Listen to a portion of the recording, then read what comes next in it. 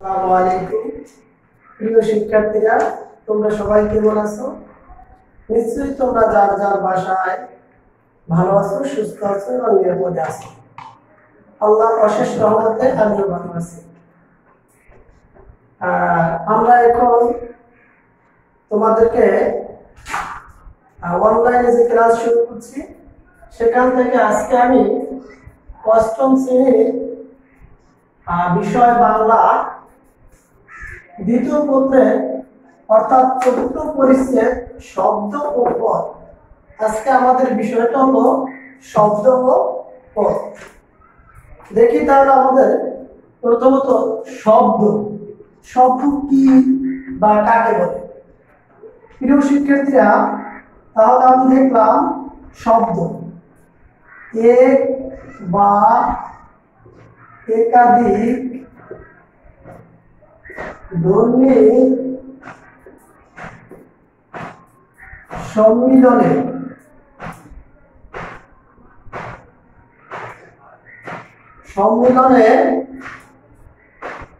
কোন নির্দিষ্ট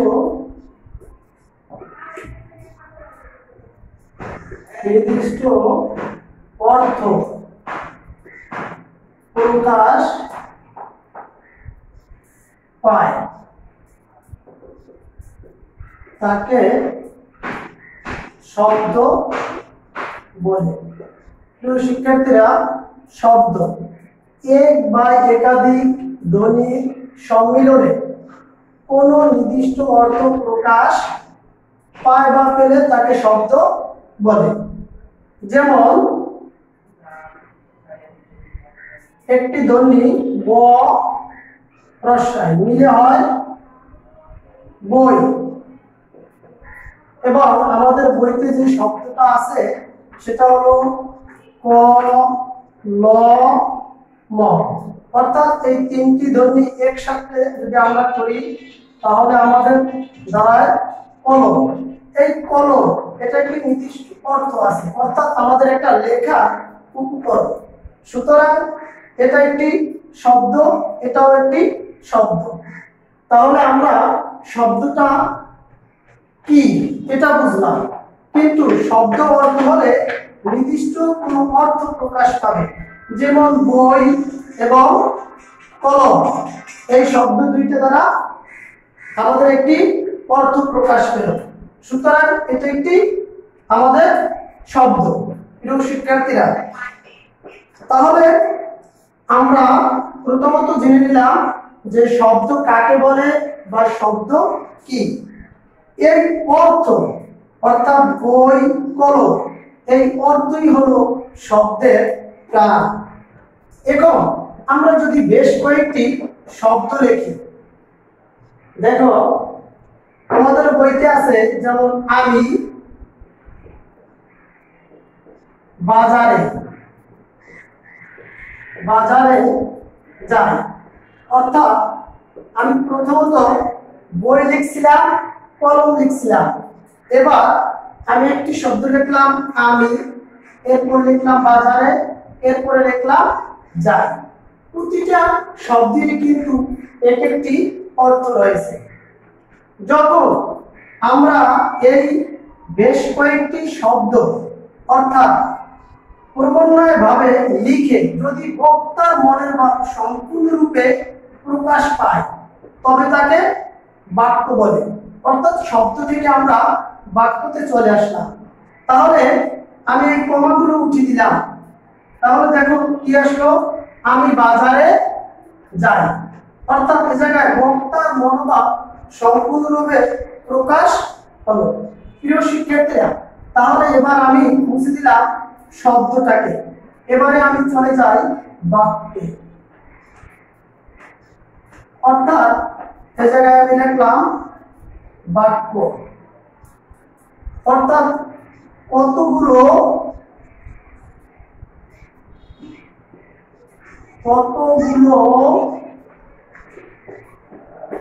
অর্থপূর্ণ শব্দ,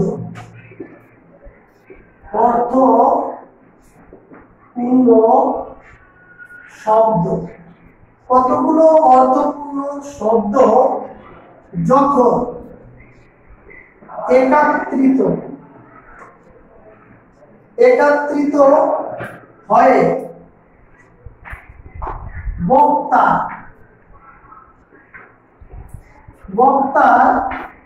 মনের ভাব সম্পূর্ণ রূপে প্রকাশ পায় তাকে বাক্য বলে। যেমন আমি বাজারে যাই, এটি একটি সম্পূর্ণ বাক্য, অর্থাৎ এটা বক্তার মনের ভাব প্রকাশ করছে। অর্থাৎ আমি একটি কাজ করার জন্য বাজারে যাই, এই তিনটি শব্দ একত্রে, অর্থাৎ কতগুলো অর্থপূর্ণ শব্দ যখন একত্রিত হয়ে বক্তা মনের ভাব সম্পূর্ণরূপে প্রকাশ পায় তাকে বাক্য বলে। যেমন আমি বাজারে যাই, অর্থাৎ আমি কেনাকাটা করার জন্য বাজারে গেলাম। প্রিয় শিক্ষার্থীরা, আমরা প্রথম শব্দ থেকে বাক্য, অর্থাৎ শব্দ কাকে বলে, শব্দ কি রকমের, এখান থেকে আমরা চলে আসলাম বাক্যে। কয়েকটি শব্দ পরপর বসে যদি মনের ভাব প্রকাশ করে তাকে বাক্য বলে। প্রিয় শিক্ষার্থীরা দেখো, এই জায়গায় আমি লিখতে পারতাম আমি বাজার যাই, অর্থাৎ আমি বাজারে যাই এটা না লিখে যদি আমি লিখি আমি বাজার যাই, অর্থাৎ এটা বক্তার মনের ভাব তেমন প্রকাশ পেল না এবং এই বাক্যটাও যথারীতি তার মর্যাদা গ্রহণ করতে পারে না। সে জায়গায় আমরা রয়েকারে দিয়ে দিলাম। এখন আমাদের কথা হলো, আমি একটা শব্দ, বাজার একটা শব্দ, যাই একটা শব্দ, আমি কেন বাজারের সাথে রে দিলাম? এখন যদি আমি বাজারে যাই এটা যদি একটি বাক্য হয় তাকে কেন রে দিলাম? প্রিয় শিক্ষার্থীরা, তাহলে আমি একটু আবার জেনে নিই রে কেন দিলাম। সেটা হলো বিভক্তি, অর্থাৎ এবার আমরা জানবো কেন বাজারের সাথে আমি রে দিলাম। অর্থাৎ বিভক্তিটা হলো এভাবে যে একটি শব্দের সাথে আরেকটি শব্দের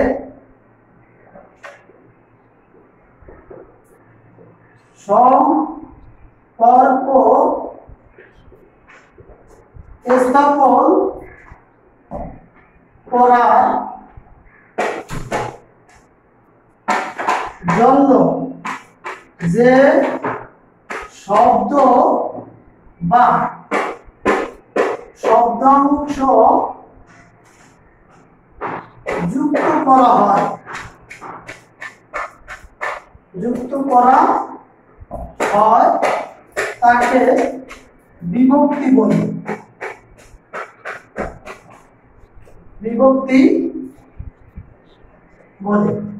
দেখো, আমি বাজারে যাই, আমি বাজারে যাই, অর্থাৎ এই বাক্যটি বক্তার মনের ভাব সম্পূর্ণরূপে প্রকাশিত হয়েছে।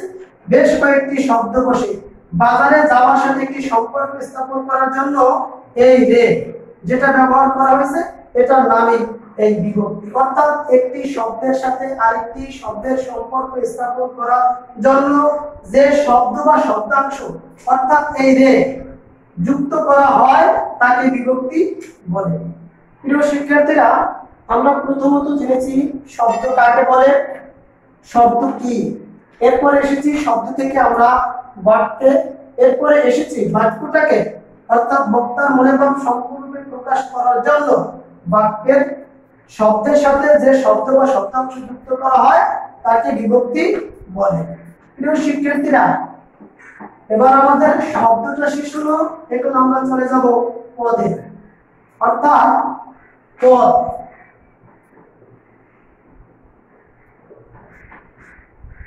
পদ আসলে দুই ধরনের শব্দে পদ হয়ে থাকে, দুই ধরনের শব্দে পদ হয়ে থাকে। প্রথমত দেখি আমরা নম্বর 1, যেটা হলো যে বাক্য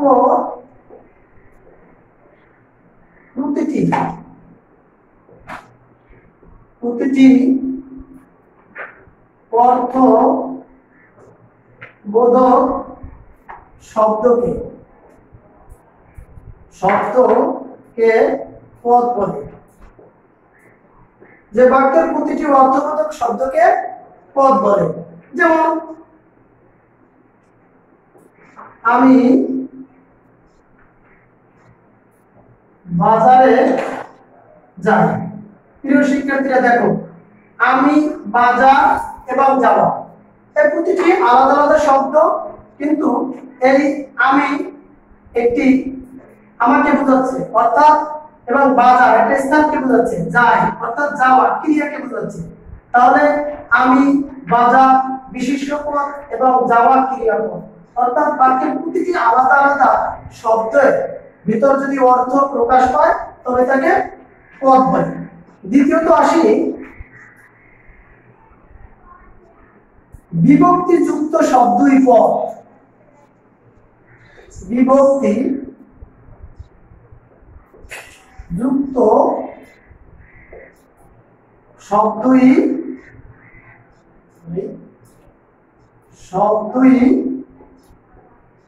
পদ।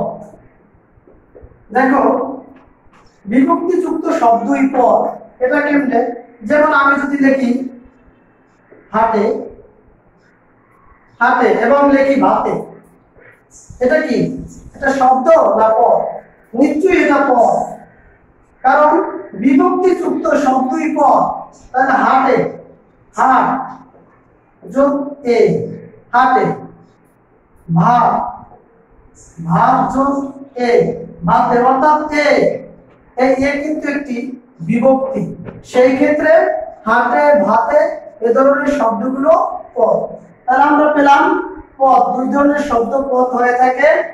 নম্বর 1, বাক্যের প্রতিটি অর্থবোধক শব্দকে পদ বলে। দ্বিতীয়ত, বিভক্তি যুক্ত শব্দই পদ। প্রিয় শিক্ষার্থীরা, এখন আমরা জানি পদ মোট 5 প্রকার। পদ মোট 5 প্রকার। মোটে দাগ দিয়ে রাখবে, তাহলে আমরা সবাই জানি যে পদ মোট 5 প্রকার। 1 নম্বরে বিশেষ্য, বিশেষ্য। 2 নম্বরে বিশেষণ, সর্বনাম। নম্বর 4 অব্যয় ও ক্রিয়া। প্রিয় শিক্ষার্থীরা, পদ মোট 5 প্রকার, যথা বিশেষ্য, বিশেষণ, সর্বনাম, অব্যয় ও ক্রিয়া। আমরা এতক্ষণ যে আলোচনা করেছি অর্থাৎ শব্দ এবং পদ, তাহলে আজকে এ পর্যন্তই থাকবে। পদ মোট 5 প্রকার। নেক্সট ক্লাসে তোমাদের বইয়ে যে বিশেষ্য পদ এবং সর্বনাম এবং ক্রিয়া, এই 3টি পদ আছে। এই পদের বিস্তারিত ব্যাখ্যা, বিশ্লেষণ এবং পরের ক্লাসে তোমাদের কাছে আলোচনা করা হবে।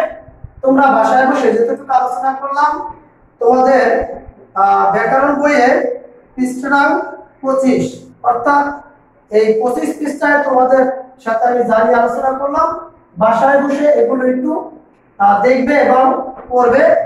আর এই বিষয়ে যদি তোমাদের কোনো প্রশ্ন করা থাকে আমাদেরকে প্রশ্ন করতে পারবে। নেক্সট ক্লাসে তোমাদেরকে এই প্রশ্নের উত্তর যথাযথভাবে দিব। এই বিশিষ্ট এবং সর্বনাম ক্রিয়াপদের বিস্তারিত আলোচনা নেক্সট ক্লাসে হবে। সবাই ভালো থাকবে, সুস্থ থাকবে।